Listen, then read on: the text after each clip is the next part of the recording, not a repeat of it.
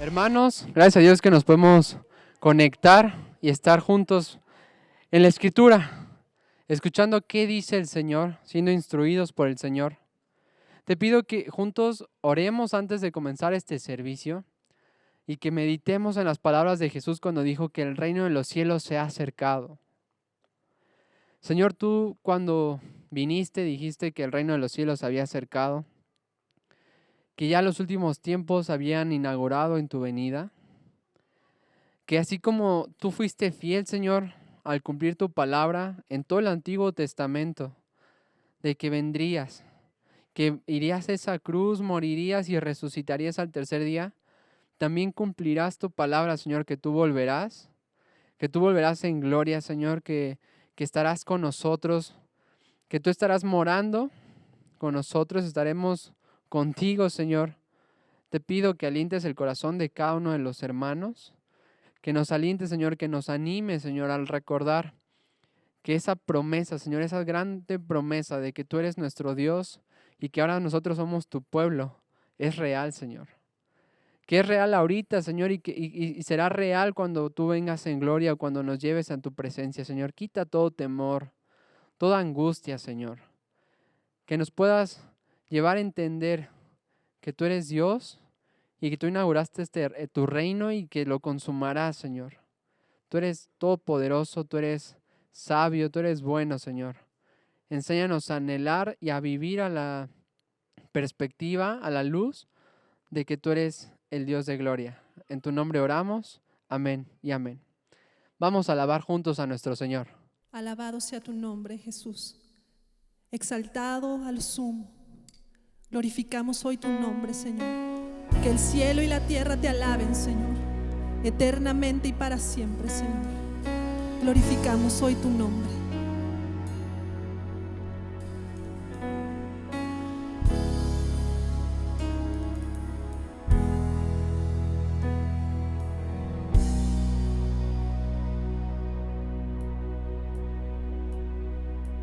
Contemplen a nuestro Señor, que con su aliento el mar calmó, de que se encuentra en mi interior. Contémplenlo, el centro de la adoración. Por su gloria nos creó, cielo y tierra cantan hoy, contémplenlo.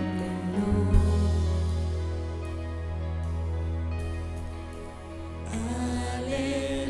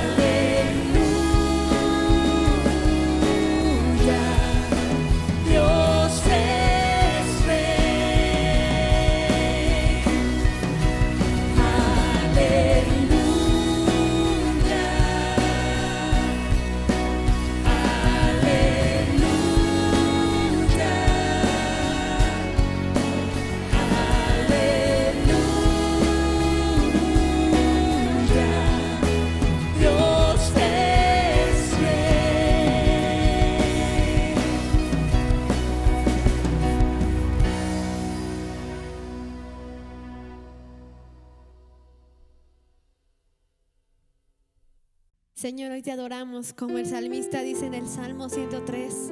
Bendice alma mía Jehová y no olvides ninguno de sus beneficios. Te adoramos, Señor.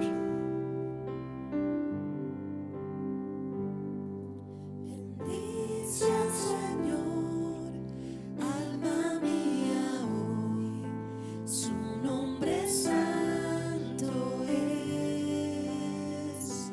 Dile, no olvidarás su favor, su nombre santo es.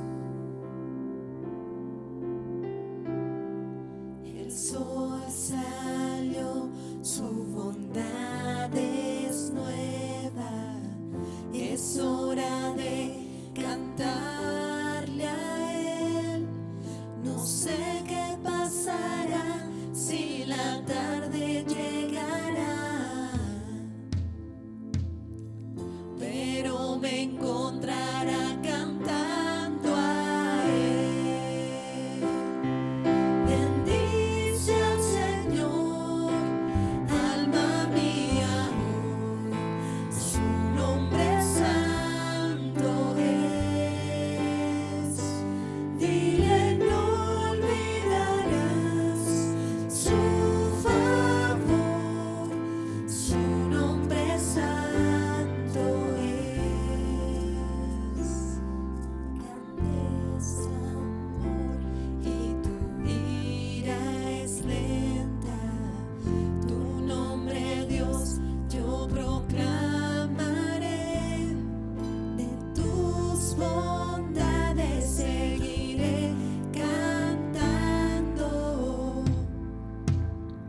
10,000 razones aún para adorar. Bendice al Señor, alma mía, hoy su nombre santo es. Dile, no olvidarás su favor, su nombre santo es.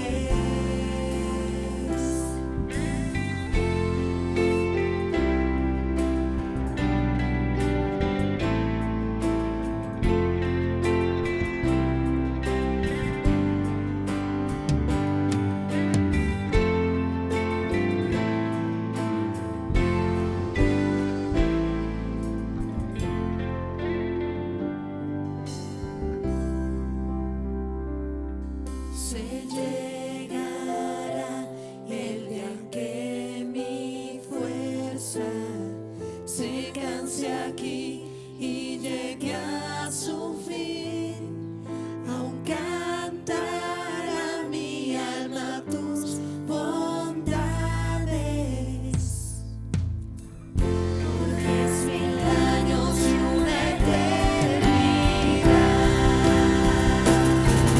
Bendice al Señor, alma mía, hoy su nombre santo es.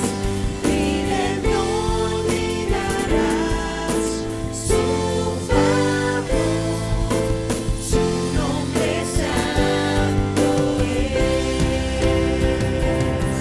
Bendice al Señor, alma mía, su nombre santo es. Dile, no olvidarás su favor, su nombre santo es. Su nombre santo es. Cristo Santo, tu nombre es.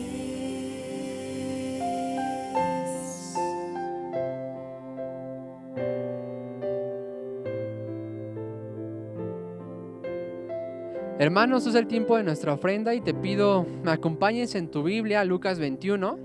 Yo te lo voy a leer en la versión, la Nueva Biblia de las Américas, y vamos a leer del 1 al 4. Son solo 4 versículos que vamos a estudiar muy brevemente. Levantando Jesús la vista, vio a los ricos que echaban sus ofrendas en el arca del tesoro.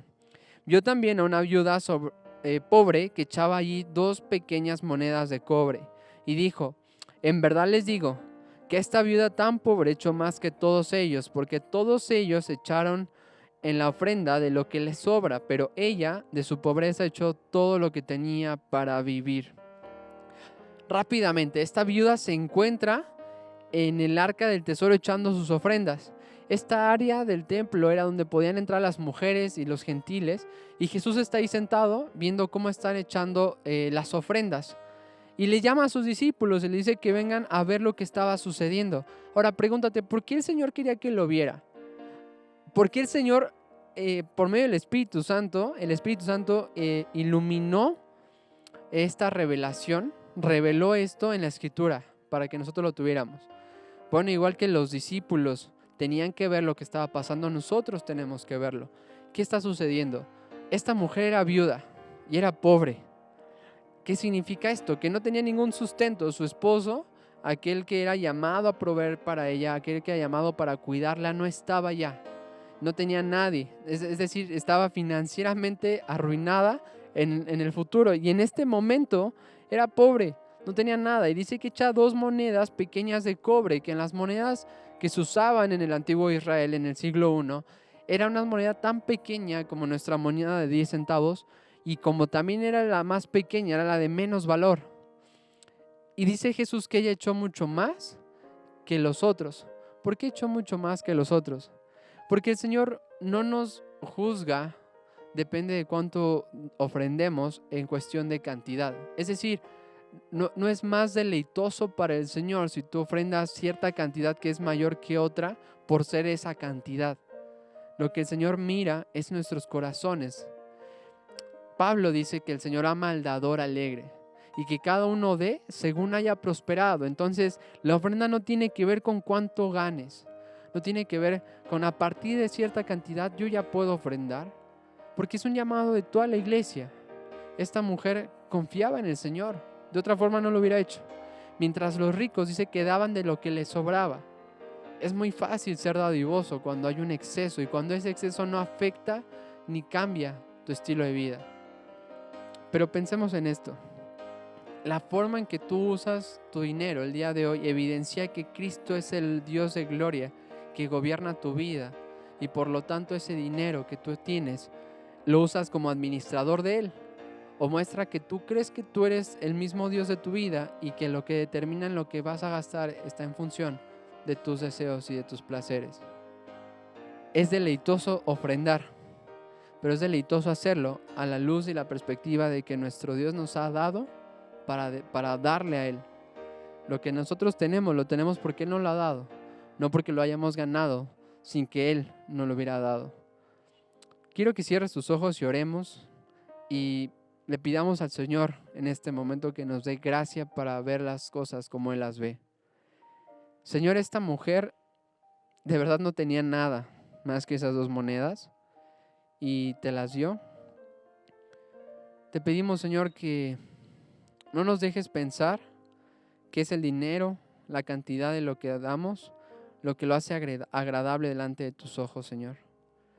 Podemos obedecer y ofrendar, Señor, pero sin estar gozosos en hacerlo.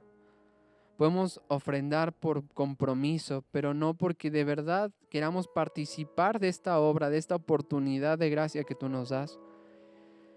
Te pedimos, Señor, que nuestros corazones sean transformados, que ya sea poco o mucho en cuestión de cantidad, lo hagamos deseando agradarte a ti, Señor. Te pedimos que obres por tu gracia en nuestros corazones, que transformen nuestros corazones.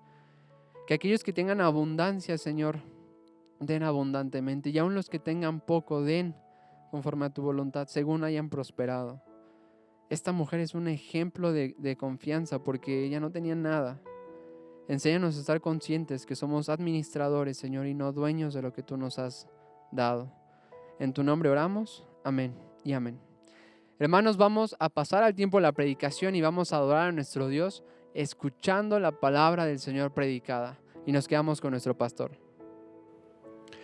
Hermanos, nuevamente aquí conectados a través de estas redes sociales, con el gusto de compartirles la palabra de nuestro Dios. Sean ustedes bienvenidos, los que por primera vez se están conectando, aquellos que ya han estado tiempo atrás, pues sigamos adelante. Qué bueno que ha estado, qué bueno que le interese a usted el aprender de la palabra de Dios. No tan solo una lectura superficial, sino en lo que verdaderamente el significado de estas palabras y el impacto que debe tener hacia nuestros corazones. En esa disposición es la que nosotros venimos a la Escritura y entonces conocemos lo que Dios es, quién es Él y lo que Él ha hecho también por nosotros. En consecuencia, también al haber sido escogidos por Él desde la eternidad, como hemos ya estudiado, al entender todo lo que Dios ha hecho para nuestras vidas, entonces nosotros vamos a adquirir una identidad.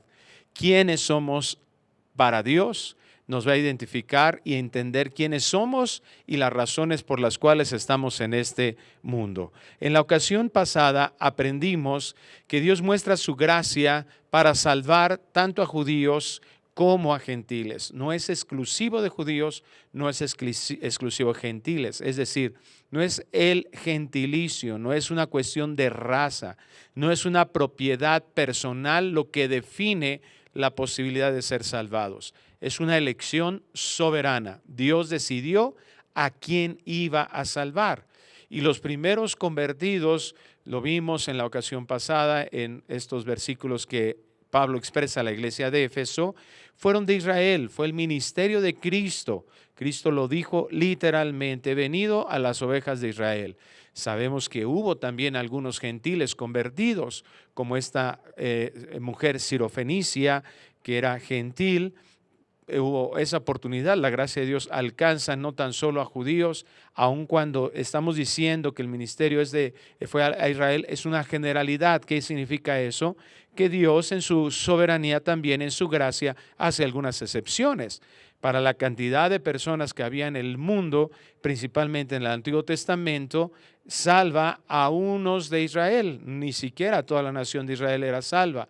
Algunos de Israel que Dios mostró su gracia fueron salvados, pero también hubo algunos gentiles salvados. Sin embargo, la generalidad, la mayor cantidad fue de Israel.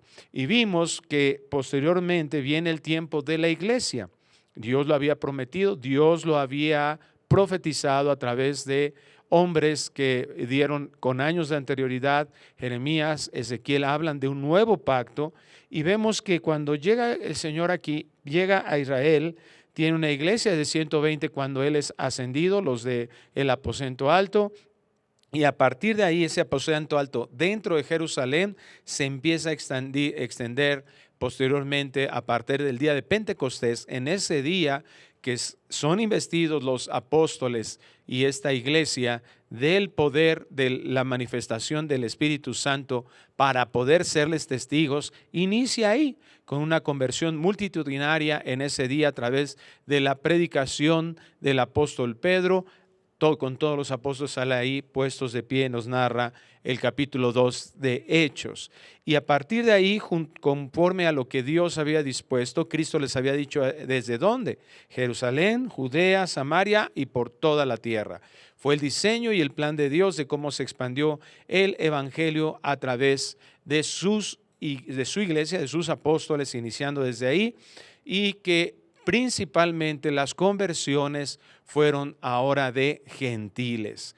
A partir de ahí se extiende y miles de personas, primero iniciando israelíes, hebreos, judíos, y después grandes multitudes de personas, principalmente gentiles, se convierten.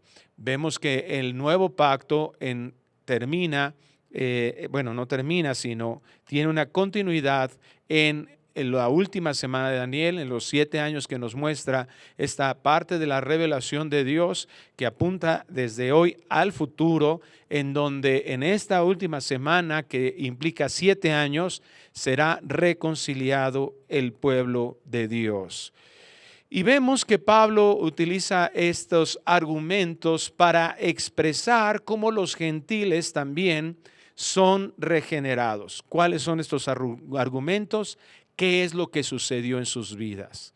este cambio interno que les permite, este cambio de naturaleza que les hace hacer algo que en su propia condición, a diferencia de otros, era imposible. Todos por naturaleza pecaminosa estábamos rechazando a Dios, no reconocíamos su señoría. Cualquiera puede escuchar el mensaje del Evangelio físicamente hablando, pero no tiene la capacidad de entenderlo. Más adelante vamos a ver un término que se va a aclarar aquí, que es la iluminación, esa acción del Espíritu Santo que da la capacidad de entender. Dios da la capacidad de oír, entendiendo y sobre todo creyendo, poniendo su confianza en el mensaje entregado. Entonces, hay una acción del Espíritu Santo en nosotros que el hombre por sí mismo no lo puede dejar de resistir hasta que Dios determina que es irresistible. Es decir, Dios dice hasta aquí, y esa resistencia que existía naturalmente en nosotros es quitada por Dios, dándonos precisamente cuál es la evidencia de eso, la capacidad de oír, la capacidad de entender, el creer.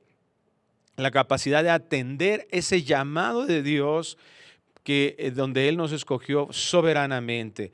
Entonces Dios muestra su amor en toda la obra de Cristo, en este plan perfecto de redención en Cristo, y que se manifiesta en nosotros en el momento y en el lugar determinado y a las personas a quienes Dios ha determinado para su gloria.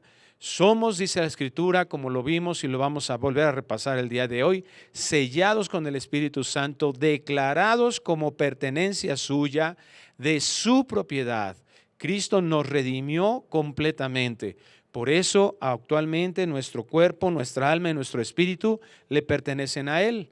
Estamos ya con un espíritu que ha sido totalmente regenerado, un alma que está en un proceso de redención, un proceso de santificación y un cuerpo que sufrirá un cambio, dice 1 Corintios capítulo 15, lo que estaba corrupto, que es lo corruptible, se vestirá de incorrupción.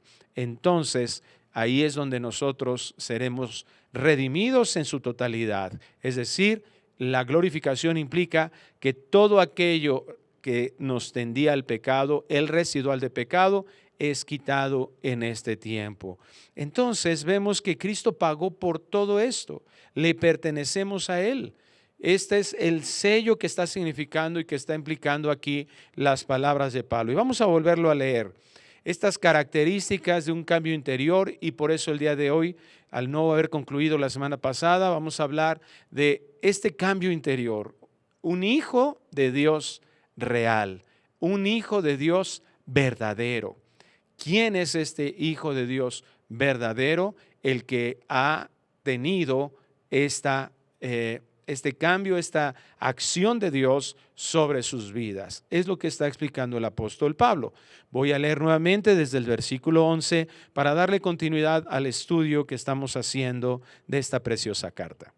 Efesios 1:11 dice: en él asimismo tuvimos herencia, habiendo sido predestinados conforme al propósito del que hace todas las cosas según el designio de su voluntad, a fin de que seamos para la alabanza de su gloria, nosotros los que primeramente esperábamos en Cristo. En Él también vosotros, habiendo oído la palabra de verdad, el evangelio de vuestra salvación, y habiendo creído en Él, fuisteis sellados con el Espíritu Santo de la promesa, que es las arras de nuestra herencia hasta la redención de la posesión adquirida para la alabanza de su gloria.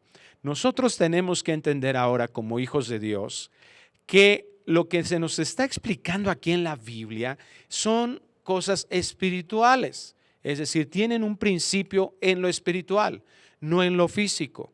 Nuestro grande problema para tener una correcta interpretación de lo que Dios nos está narrando en la Escritura es que comenzamos al revés. Estamos acostumbrados a definir todo en lo físico y cuando nos hablan de estas cosas, inmediatamente empezamos a imaginar un proceso, que es lo que está hablando Pablo en estos versículos, un proceso en lo físico.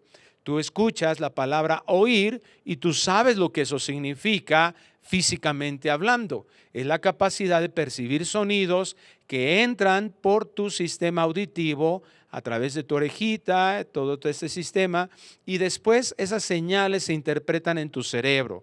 Eso es oír, ¿verdad? Escuchas ese movimiento de esas moléculas que hacen vibrar y llegan hasta nuestro oído. Y todo eso comienza desde ahí, pero esa diferencia de sonidos entonces tienen ciertas características o caracteres, que cada uno de ellos forma palabras, y es lo que intelectualmente hemos madurado y creído que oír es percibir esas palabras, entenderlas, y hasta ahí basta, y hasta ahí está definido lo que decimos que es oír.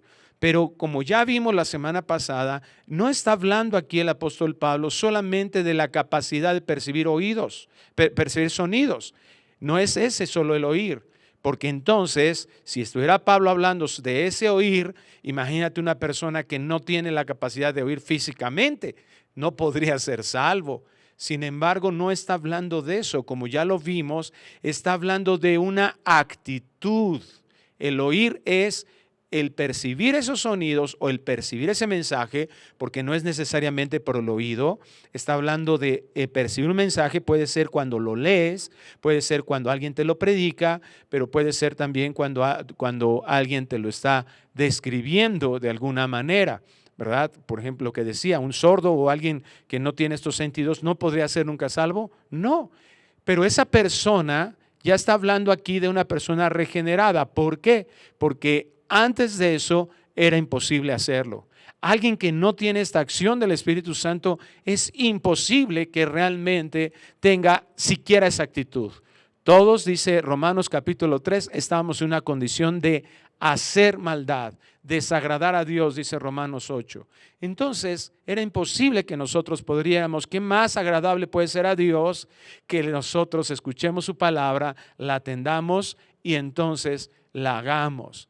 Entonces aquí esta palabra oír, como ya vimos, es ya una actitud de respuesta, es decir, estoy listo para que entre a través de cualquiera de mis sentidos yo pueda comprender ese mensaje y obedecerlo.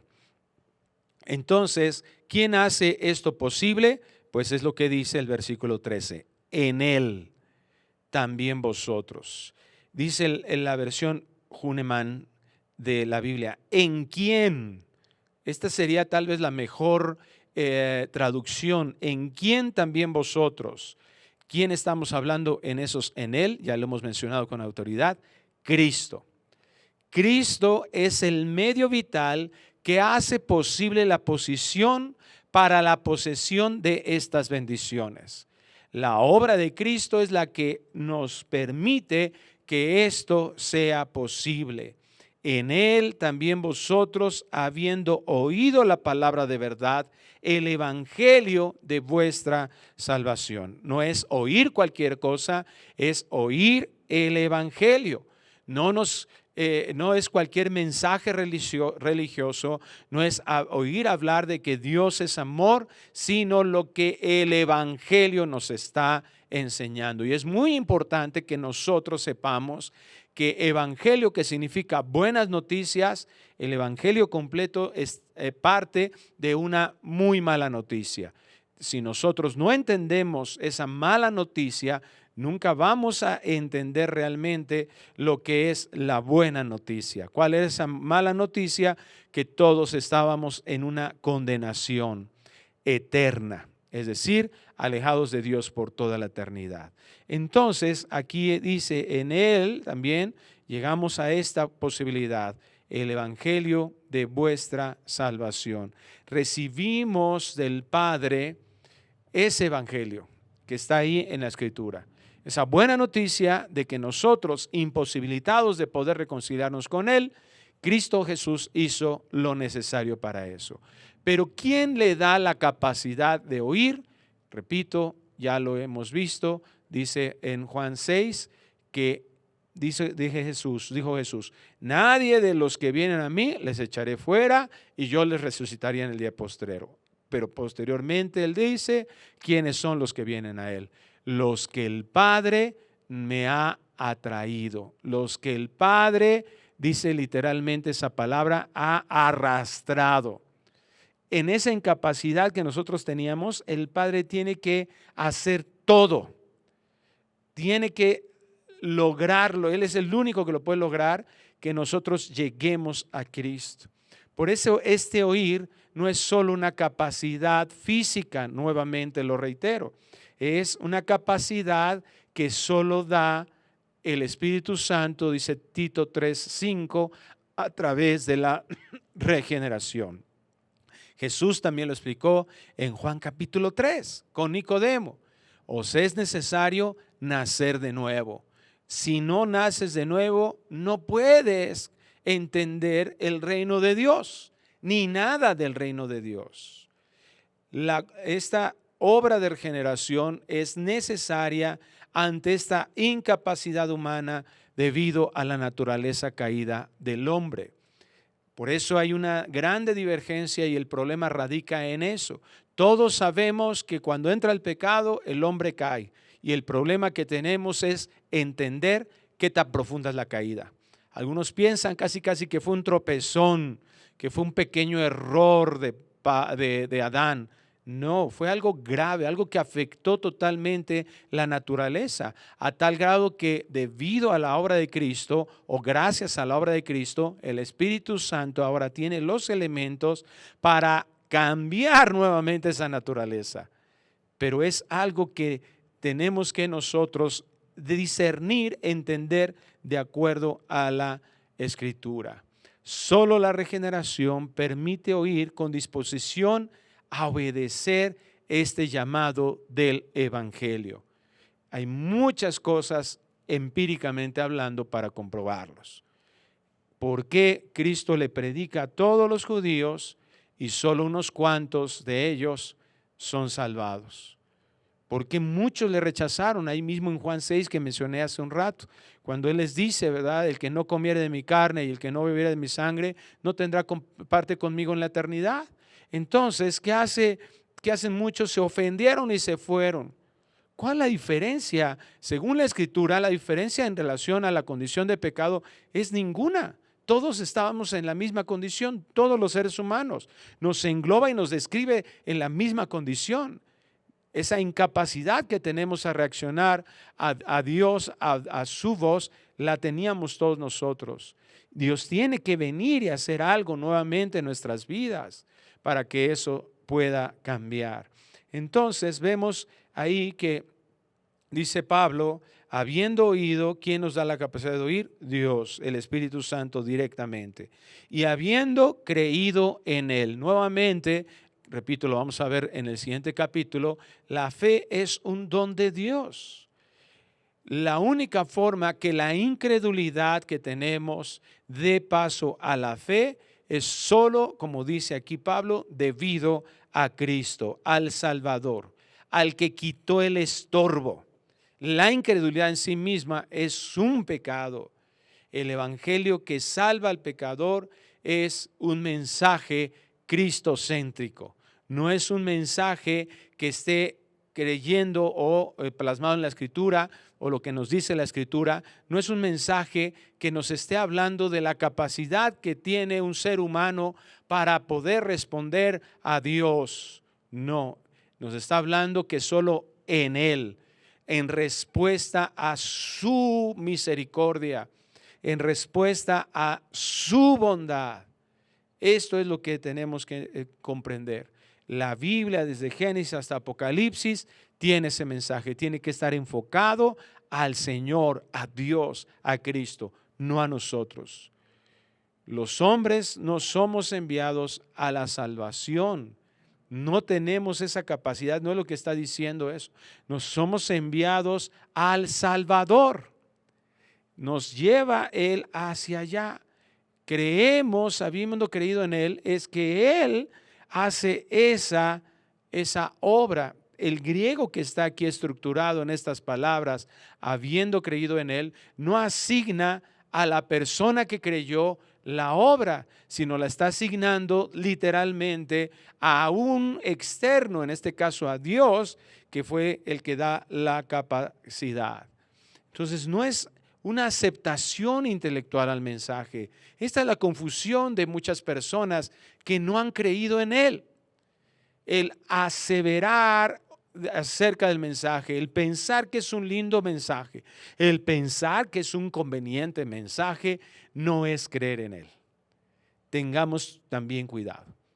Muchas personas se sientan en unas iglesias, a algunas otras inclusive escuchando a través de este tipo de mensajes y dicen, oh, qué bonito, sí, estoy de acuerdo, que suena muy bien, pero si eso no ha sucedido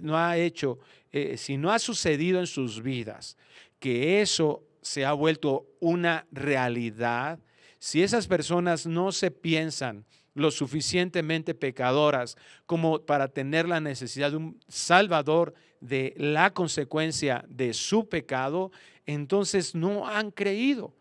Tienen aceptación intelectual por el mensaje, les parece bonito, se sienten bien de estar en un grupo, estar acompañados, se resuelven ciertas necesidades personales, almáticas, es decir, terrenales. Me siento bien, me gusta la música, cuando oigo ese mensaje siento paz, me siento tranquilo y suena muy lógico lo que están hablando. Eso no es creer. Cuando realmente se cree, cuando realmente hay fe, una persona que es verdaderamente un hijo de Dios no tan solo tiene una aceptación mental, intelectual, sino hay una decisión de una entrega incondicional y sin reservas a Dios. Esta es la evidencia. Creer en Él, eso es lo que dio de forma evidente en la vida de muchas personas a lo largo de la historia, a tal grado que fueron capaces de ir a martirios, a tal grado que no les importó perder sus bienes. Muchos, sus familias los rechazaron, otros en sus ciudades los han despojado de su ciudadanía, los han sacado de sus pueblos, los han corrido literalmente, los han amenazado de muerte, han sufrido la pérdida de todos sus bienes. ¿Y por qué no lo rechazaron? ¿Y por qué no dijeron, mejor, sabes qué, mejor no? No, está muy grueso esta vida cristiana, está muy difícil. De verdad, hermanos, en esta época tenemos que desechar completamente esos pensamientos llenos de comodidad, en el que decimos, ay, es que es tan difícil obedecer a Dios. Eso es una mentira diabólica. ¿Por qué? Porque en Primera de Juan el Señor dice que no, que los mandamientos de Dios no son gravosos. Entonces, ¿por qué nosotros decimos que son gravosos? Pues porque tenemos esa influencia del mundo, esas mentiras. ¿Tú crees que fue más fácil la vida de un mártir que tu propia vida? ¿Tú crees que fue más fácil decir, no voy a negar a mi Salvador? ¿Por qué lo voy a negar? Bueno, ¿qué es lo que le esa capacidad a esas personas? Que eran mucho más machines que tú y yo, que eran bien valientotes. No, hombre, eran gruesos del evangelio, decimos, eran gruesos de la fe. Es la misma fe. Entonces, si nosotros no tenemos esa entrega incondicional, si nosotros no tenemos una entrega sin reservas, si nosotros no dejamos que la Biblia sea la que dirija nuestras vidas y desechamos esos cochinos pensamientos diabólicos que nos están engañando para creer que nosotros merecemos toda la comodidad del mundo, entonces, mira, no hay una evidencia de que hayas creído. Fuisteis, dice el versículo 13, sellados con el Espíritu Santo de la promesa. Estas son las señales de pertenencia y que garantizan y que están garantizando de parte de Dios, porque esto es lo que significa ser sellados.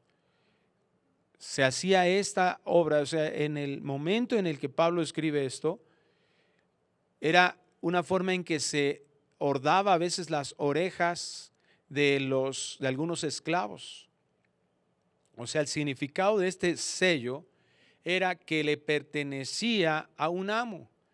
Pero la esclavitud en este tiempo no era, bueno, sí había abusos en algunos casos, pero la legislación que había es que ese esclavo no tan solo tenía la obligación de trabajar para su amo, sino su amo tenía la obligación de protegerlo. Es decir, cuando se establecía una relación de este tipo, se daba por hecho que había una mantención de ese amo para sus esclavos digna. Tenía que ser así legalmente, cuando menos, ¿verdad? Obviamente siempre ha existido corrupción y deterioro por el pecado del hombre, pero legalmente un esclavo tenía tenía que sobrevivir y ser protegido por su amo. Este es el concepto del sello que está hablando aquí Pablo. Fuisteis sellados con el Espíritu Santo de la promesa. Ahora una promesa de Dios, una promesa del que no falla, una promesa de que Él es fiel completamente, a diferencia de la nuestra. Entonces, en el entendimiento de este concepto de pertenencia, esta señal de pertenencia, ¿qué es lo que nos llevaba a entender? Que garantizaba la protección eterna de Dios contra todo. Y este es el concepto en la mente judía y en el concepto contextual, es decir, en el contexto bíblico. Es un concepto que no es tan solo, ¿verdad? Algunos lo han dicho, pues sí, también las vaquitas, eran selladas, ahora en la actualidad lo vemos, eran selladas y tenían su pertenencia. Y el amo, pues lo que hacía era de forma natural, ¿verdad? Pues esta es mi vaca, la doy de comer, la alimento, la cuido, la protejo, por supuesto. Pero Dios nos lleva a su palabra para que veamos el significado de esta verdad. En Ezequiel capítulo 9, versículo 4 al 6, vemos estas palabras en donde adquirimos con toda firmeza lo que la Biblia, lo que la inspiración de la Escritura nos está estableciendo. Ezequiel 9:4 dice: y le dijo Jehová, pasa por en medio de la ciudad, por en medio de Jerusalén, y ponles una señal en la frente a los hombres que gimen y que claman a causa de todas las abominaciones que se hacen en medio de ella. Y a los otros dijo, oyéndolo yo, pasad por la ciudad en pos de él y matad, no perdone vuestro ojo, ni tengáis misericordia. Matad a viejos, jóvenes y vírgenes, niños y mujeres, hasta que no quede ninguno. Pero a todo aquel sobre el cual hubiere señal, no os acercaréis. Y comenzaréis por mi santuario. Comenzaron pues desde los varones ancianos que estaban delante del templo. Entonces este sello es la garantía de Dios. Es lo que Dios está diciéndonos a nosotros que somos sus hijos, que su favor, su protección, como lo dice aquí. Aquí las cosas están en una tendencia en este mundo, están con una tendencia a empeorar. La Biblia nos enseña, Cristo lo dijo, el pecado se va a multiplicar. Vemos que va a ir en un incremento total la maldad.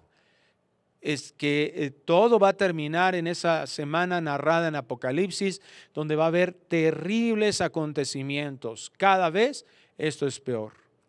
La maldad, el maligno vendrá, el inicuo vendrá. Estamos viéndolo ya, algunas señales de eso. Estamos viendo cuántos asesinatos, cuántos robos, cuánta maldad, cuánta mentira, cuánto control de parte de unos sobre otros, cómo está incrementándose aún más la prostitución, la trata de personas, cómo se está incrementando terriblemente la corrupción en los gobiernos, la corrupción, el robo a la gente, la mentira, el engaño hacia las personas, cómo está todo cada vez más terrible, más abortos cada vez. Es increíble la incapacidad del hombre para entender lo verdaderamente bueno.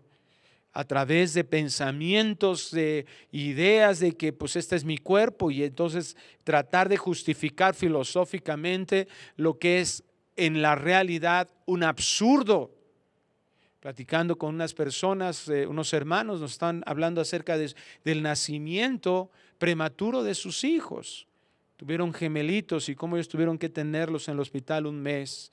Compartiéndonos este testimonio, veíamos, hablando con una hermana también que es enfermera en el área de ginecología, y cómo a veces dice que nacen unos bebitos de medio kilo y que han salido adelante, gracias a Dios.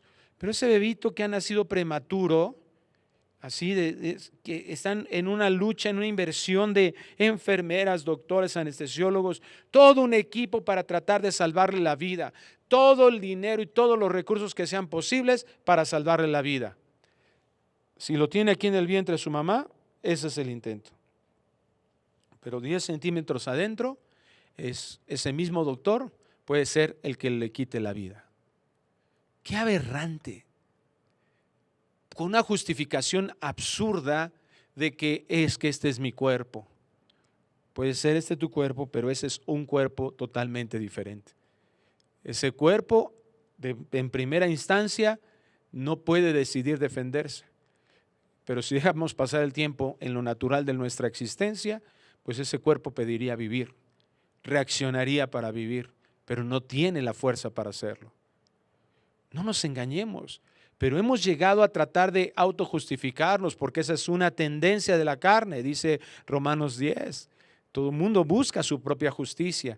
Es decir, uno quiere definir lo que le parece correcto o incorrecto, lo recto, lo justo. Y uno puede llegar a argumentar, como lo estamos viendo actualmente, filosóficamente, para tratar de justificarme, para tratar de no verme a mí mismo culpable de algo. Esa es la tendencia terrible de nuestra carne, aún como ya regenerados, hermanos. Cuidemos eso. Todavía esa condición de pecado nos hace pecar y no se trata de justificar por qué pecamos. Otra vez hablando con un varón me decía, es que sí, yo me enojo, pero me enojo porque aguanto mucho y me enojo porque pues llego a un punto en el que ya lo que se está haciendo me parece injusto. Ah, bueno, ¿y quién te dijo que tú no podrías hacer lo que respondes cuando estás enojado? Dios, ok. ¿Y tú crees que entonces esa es una justificante delante de Dios? No, tú no te enojas si cometes un pecado por ese enojo debido a que te colmaron la paciencia. Es porque somos pecadores y hasta que reconocemos eso delante de Dios, entonces vendrá la ayuda. Pero si queremos justificarnos todo el tiempo como lo hacíamos, ese es el hombre viciado que dice Efesios 4, que ya veremos también más adelante, que está en nosotros y que dice, deséchate eso, ya quítalo. Ese hombre que tiene esos vicios de que hay algo que hiciste mal y voy a buscar una justificación, voy a buscar que no se vea tan malo o que se vea como que yo no soy el culpable. Eso no es algo espiritual. Cuando nosotros reconocemos esa condición de pecado, entonces esa confrontación nos va a llevar a reconocer la necesidad que tenemos de la gracia, la misericordia y el poder salvador que solo Dios tiene. Cuando nosotros comprendemos que hemos sido sellados, los verdaderamente salvos somos sellados, el Señor está comprometiéndose a tener una protección sobre nuestras vidas, y eso significa que no vamos a ser quitados de un mundo de pecado ni dejar de tener problemas. No, Jesucristo lo dijo, Padre, cuando oró por nosotros en Juan 17, Padre, no te pido que los quites del mundo, pero sí guárdalos del mal. O sea, estamos susceptibles a enfermedades, estamos susceptibles a traiciones, estamos susceptibles a que muchos otros nos hagan daño, a las injusticias que cometan otros, igual que nosotros seguimos cometiendo sobre otras personas. Pero eso no significa que Dios se haya ido. Eso no significa que Dios no esté. Significa que somos hijos en un trabajo de Dios que estamos cumpliendo para servirle y para su honra y su gloria aquí en la tierra. Pero Dios promete que lo que Él ha establecido en nuestra relación con Él, eso no cambiará, no se acabará, permanecerá para que nosotros estemos en la eternidad con Él. Por eso en Romanos 5:1 dice, porque no hay condenación. Romanos 8:1, ya no hay condenación para los que estamos en Cristo Jesús. Estemos paz para con Dios en Cristo Jesús. Entonces, esta es la gracia recibida, el regalo recibido a los que hemos sido unidos a Cristo. Y sigue diciendo Efesios 1:14, este Espíritu Santo, que es las arras de nuestra herencia hasta la redención de la posesión adquirida para alabanza de su gloria. El Espíritu Santo ahora permanece en nosotros y su fruto es la evidencia de ser un hijo. Es la garantía de lo que disfrutaremos por la eternidad, pero ahí está permanentemente. El Espíritu Santo está ahí, dice que mora en nosotros. Y tiene aquí una ilustración Pablo para explicarlo. Dice que es las arras, es la garantía de apartado. Es como cuando tú vas a comprar una casa y te piden un enganche. Y con eso está garantizado que ya no vamos a vender tu propiedad, ya es para ti. Bueno, eso es lo que está haciendo el Señor. Él nos dice, aquí está el Espíritu Santo, en donde ya nada nos va a separar. Romanos 8 también lo dice, es la garantía de apartado. Y es lo que nos está señalando hacia la eternidad, de que todavía no disfrutamos de todo. Disfrutamos de su presencia, es algo maravilloso, pero todavía viene muchísimo más que vamos a disfrutar cuando estemos con Él. Ese Espíritu Santo es como ese anticipo de Dios, que nos está diciendo, tranquilo, tranquilo. ¿Tienes problemas? Tranquilo. La Biblia de Jerusalén dice que es prenda de nuestra herencia. La Biblia de las Américas dice que nos es dado como garantía de nuestra herencia. Y la Biblia de Palabra de Dios para todos, el Espíritu es como un adelanto o una garantía de que recibiremos lo que Dios prometió. Nosotros tenemos que recordar eso en cualquier circunstancia de nuestras vidas. Es maravilloso el Señor. ¿Qué dijo Jesús? ¿Te imaginas? No se turbe vuestro corazón. ¿Por qué se turbó el corazón de los discípulos? Porque les dijo, ya es el tiempo de que me vaya. Y no se registra ahí por el evangelista cuál fue la respuesta de los apóstoles, pero yo me imagino la cara de ellos, el corazón entristecido, o sea, cómo se les arrugó. Yo recuerdo bien que en el 2 de diciembre del 2003, mi familia yo estaba trabajando fuera y mi familia estuvo conmigo esas semanas de vacaciones de la escuela de mis hijos. Pasamos el año nuevo y ahí en enero del 2004 hicimos todo lo posible por estirar los días lo más que se pudiese para después ya que se regresaran. Y a ver si yo podía ya terminar ya mi trabajo y regresarme con ellos. No se pudo, pero recuerdo el dolor profundo. Hermano, ha sido de uno de los dolores más grandes que yo he percibido en mi vida, se los garantizo. Cuando ellos se subieron al camión y los vi partir, mi esposa y mis 2 hijos en ese tiempo, cuando llegué al lugar donde nos acostábamos por las noches allá en esta ciudad, en la casa que teníamos ahí, me dolía hasta físicamente, porque la separación es algo terrible. Separarnos de alguien que amamos es de las impresiones más grandes que podemos percibir en este mundo. No se turbe vuestro corazón. Las palabras de aliento de Jesús fueron en ese momento de supremo dolor de los apóstoles. Creed en Dios, creer en Dios, creer también en mí. Yo voy a preparar moradas para vosotros. Esta es la esperanza.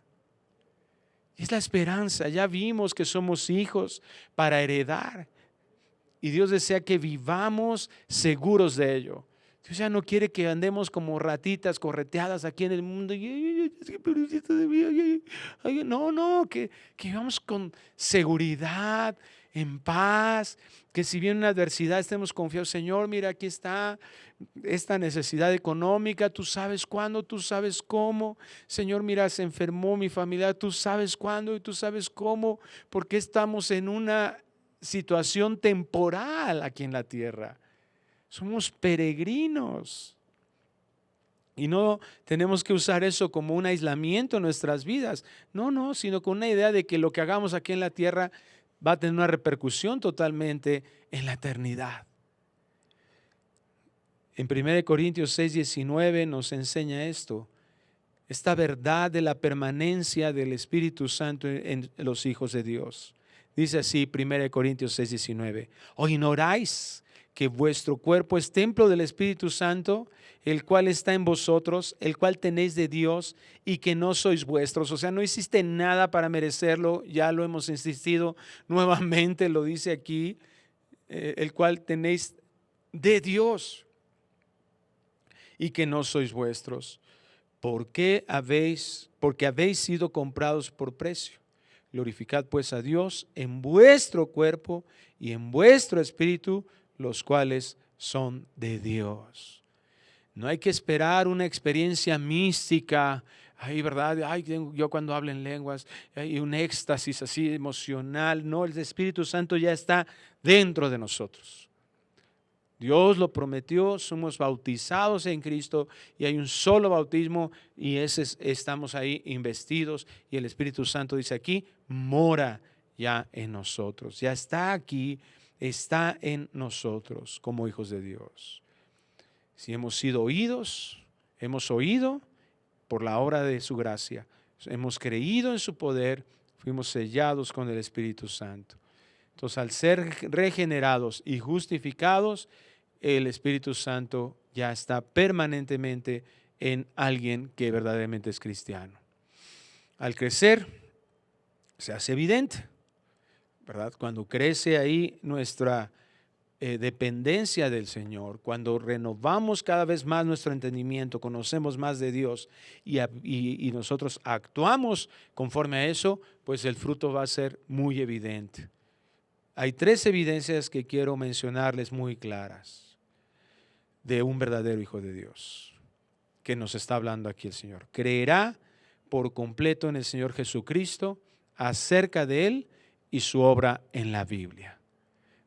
No hay una duda, no hay cuestionamientos. Ay, es que no sé si sea así. No, la obra es perfecta de Dios, es completa en ese sentido. Número 2, amará a Dios y sus mandamientos. Obedecerá, aunque todavía faliblemente, todavía nuestra carne está ahí, pero sí sinceramente. Es decir, su intención va a ser obedecer al Señor. Y una batalla completamente en esta condición. Y número 3, tendrá comunión con los hijos de Dios. Amará a sus hermanos. Eso lo dice 1 Juan 1. Son evidencias claras de alguien que realmente ha nacido de nuevo. Y que si está ahí, ¿verdad? Ese deseo se va a poner en práctica en la vida de cada uno de nosotros. Glorificad pues a Dios, dice aquí Pablo, en vuestro cuerpo. Tenemos que utilizarlos. Tenemos que vencer cualquier situación, cualquier pecado. Es que es tan difícil dejar la fornicación, la masturbación. Es tan difícil dejar de ver pornografía. No, hermano, este cuerpo le pertenece al Señor y la Biblia dice que ya no somos esclavos del pecado, sino adoradores de Dios. Y por eso dice, para alabanza de su gloria. Para eso fuimos creados. La Biblia del pueblo de Dios, palabra de Dios para todos, dice, y así podremos alabar a Dios por su grandeza. No siendo pueblo, el Señor nos hizo su pueblo. No siendo hijos, el Señor nos adoptó. Entonces, ¿existirá alguna razón para estar descontento, amargado, amedrentado, sometido al pecado? Si reinamos con Él, si vamos a reinar con Él por toda la eternidad, ¿hay algo que tengamos que estar limitando al mundo, valorando al mundo? Nosotros sí sabemos a dónde vamos, hermano. Nosotros tenemos la ayuda de Dios. Nosotros sí sabemos por qué suceden las cosas. Y tenemos que ser adoradores del Señor porque todo es para Él y todo es por Él. Al entender lo que ha hecho Dios, debemos nosotros postrarnos en adoración. ¿Cómo no hacerlo? Dios nos alienta en medio de cualquier crisis y a pesar de las debilidades y a pesar de la seducción del mundo, el plan se va a cumplir. Vamos a llegar al destino eterno que Dios ha trazado de forma soberana. Él lo ha decidido así, lo que Él decide, eso se hace. Él se ha comprometido a hacerlo y lo hará. Dediquemos por entero a vivir una vida de santidad, siendo instrumentos ahora en sus manos para su gloria. Si Dios hizo todo esto por nuestras vidas, no hay nada que sea demasiado por Dios. Él nos hizo unos hijos reales, verdaderos. Padre, gracias por tu palabra, gracias porque nos amas y gracias porque manifestaste tu amor hacia nosotros trayéndonos a ti. Gracias, Señor, porque nos estás indicando lo que sucede cuando realmente somos tus hijos. Y al que dudaba, Señor, ya no dude más. Al que tenía miedo, que ya no tenga más miedo. Señor, que estos elementos de tu salvación sean realmente como un casco en nuestra mente, y cuando vengan los engaños del enemigo, los engaños de este mundo, los engaños mismos de nuestra propia carne, puedan ser vencidos en tu nombre, puedan ser detenidos, recordando, Señor, quién eres tú y quién dices que nosotros somos. Te bendecimos y te damos la gloria. Bendice nuestra vida, bendice, Señor, nuestra familia. Permite que podamos ser luminares en donde quiera que nosotros estemos para honrarte a ti. No para que se hable bien de nosotros, para que se hable bien de ti, para la gloria de tu hermosa y preciosa gracia, maravillosa gracia. Para ti que eres un Dios que te caracteriza eso, y por eso eres glorioso, maravilloso y hermoso tú. Te bendecimos y te pedimos todo esto en el nombre precioso de Cristo Jesús. Amén y amén. Hermanos, que Dios les bendiga, les mandamos un abrazo. Ya nos estamos congregando ya los domingos en el Salón Le Crillon. No se pierda, esperamos que pronto ya nos den buenas noticias, que en la iglesia de Coapa también ya podamos estar reuniéndonos. Que Dios les guarde, les mandamos un fuerte abrazo y muchas bendiciones.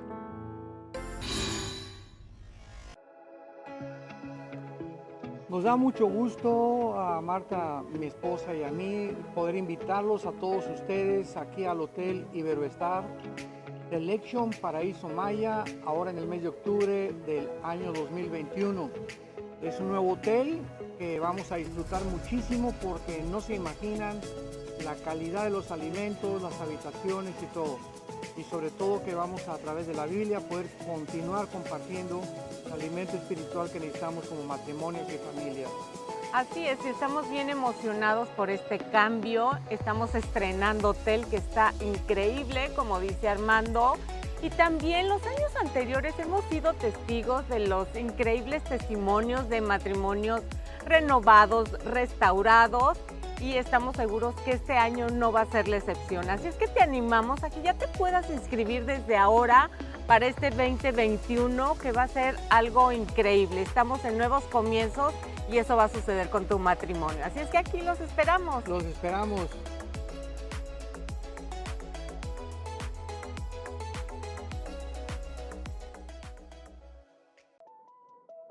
La aflicción es un tema recurrente en la Biblia y común en nuestra era. Todos enfrentamos el dolor de diferentes maneras, pero Dios tiene la única respuesta. En esta serie de 69 audioconferencias comprenderás por qué sufrimos y podrás ver a Dios dentro del sufrimiento. Enfrenta la oposición con temas como enfrentando la soledad, respuestas bíblicas al sufrimiento, alcoholismo y drogadicción, enfrentando lo imposible y más. Obtén la sabiduría bíblica para enfrentar todo tipo de pruebas en este set de 69 audioconferencias con el Dr. Armando Alducin, enfrentando la adversidad. El Dr. Armando Alducin presenta Tomo 5 del Antiguo Testamento. Sumérgete en las profundidades del conocimiento de Dios en un set de 81 audioconferencias con el Dr. Armando Alducin, en las cuales observaremos los libros de Daniel, Isaías, Lamentaciones, Oseas y Amós. Conoceremos la vida del pueblo de Israel antes del exilio y durante su habitación en Babilonia, y veremos la corrupción de las naciones en contra de Dios, y un Dios misericordioso que tiene grandes promesas de esperanza para el futuro, con temas como pecados de naciones paganas, profecías del fin, síntomas de decadencia espiritual y la futura esperanza del mundo. 81 audioconferencias del Dr. Armando Alducin.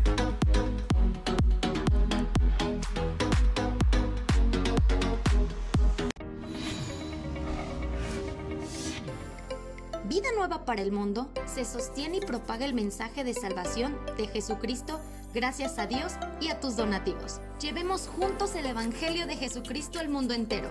Realizamos eventos, seminarios, congresos y diferentes programas para dar a conocer el mensaje de salvación y el poder de nuestro Señor, transformando y edificando vidas de mujeres, hombres, niños alrededor del mundo. ¿Qué pasa cuando decides hacer tu donativo? Aunque no puedas llevar la palabra personalmente a todo el mundo, de esta forma lo estás haciendo. Con tus donativos o aportaciones, estás sembrando y formando parte de lo que Dios está haciendo en su obra. Estás ayudando a traer luz a la oscuridad, paz al conflicto y esperanza a los que no tienen ninguna. Dona desde México.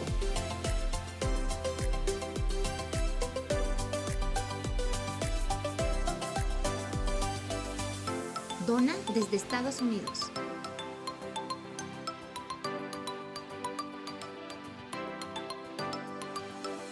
Para el resto de donaciones de otras partes del mundo, www.vidanuevaparelmundo.org.mx/dona. Estamos cumpliendo la gran comisión. Por tanto, vayan y hagan discípulos a todas las naciones, bautizándolos en el nombre del Padre, del Hijo y del Espíritu Santo, enseñándoles que guarden todas las cosas que les he mandado. Y he aquí que yo estoy con ustedes todos los días hasta el fin del mundo.